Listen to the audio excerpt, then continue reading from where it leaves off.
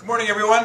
Welcome to a math/science lesson, and also sort of the struggles of my life being an elementary school teacher. Today we have a staff meeting, and every staff meeting, one or two teachers has to provide snacks or food for the others while we have our staff meeting, and it's always an incredible spread of food. And today, lo and behold, it's me that has to do it, and so I'm very nervous because all the other teachers will be judging me on what I make. And I really only know how to make one thing, and I make it every week, Saturday and Sunday at home, and that's pancakes. So Mr. Henderson's special pancakes. And what I thought I would do is just show you how to do it, and then we can look at the math behind it in terms of fractions and the science. I'll just show you a little bit about some of the ingredients I have. I have some generic flour. I'm sorry it's not organic or anything like this. It's probably been in my house for about 9 years. Some milk, which probably has all sorts of growth hormones and strange things in it. Some salt, and we'll look at sort of what salt is later on in the term. A whole bunch of sugar. Maybe we don't need a lot. Some magic baking powder, which is different from baking soda in a sense. It certainly has baking soda in it, but we'll see what this does to substances and how it changes things. And good old-fashioned olive oil. Now, what I'm going to need, and this is where you need a pen and paper, because you're going to have to do some addition of some fractions here. I'm going to need 1 cup and 1/4 cup of flour. So I'm going to need, hopefully the camera can pick this up, I'm going to need 1 cup, like you see here. Hopefully you can see that. And here, I'll actually turn it this way. 1/4 cup of flour. Okay, I'm going to measure out 1 cup and 1/4 cup of flour, dump it in my bowl. I'm not going to do it just yet because I have a few hours before I actually have to prepare it. In terms of milk, I'm going to need 1 cup of milk plus a 1/2 cup of milk. Okay, so I'm going to need 1 1/4 cups of flour, and I'm going to need 1 1/2 cups of milk. And I'm going to mix that together.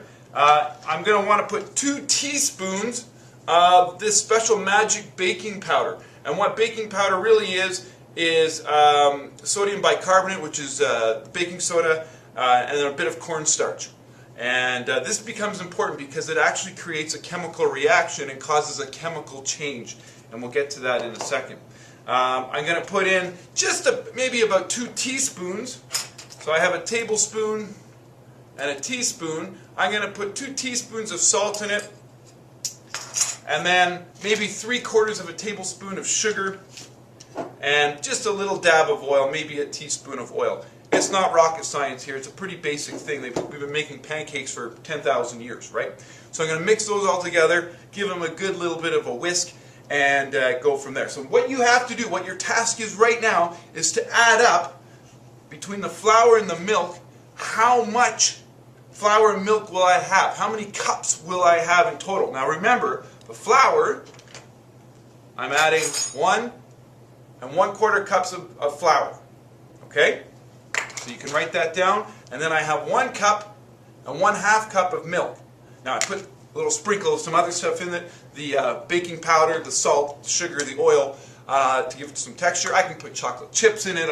Sometimes I put bananas. Sometimes I put blueberries, Saskatoons. I'm a madman when it comes to pancakes.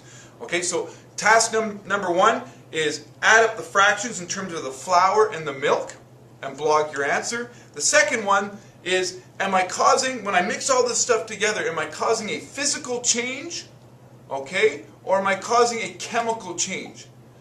And is it reversible or irreversible? What's happening as I put these substances together? What's happening to the property of all these substances? When we look at water, when we freeze it, when we turn it to a liquid, when we put it in a gas form, is it irreversible? Is it, what's actually happening to the chemistry there? Is there anything changing to the chemistry?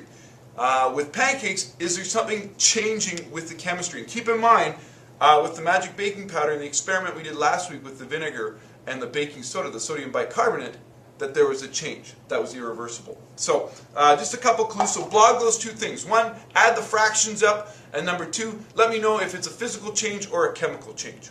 Okay? And if you have any questions, just give me an email. Good luck.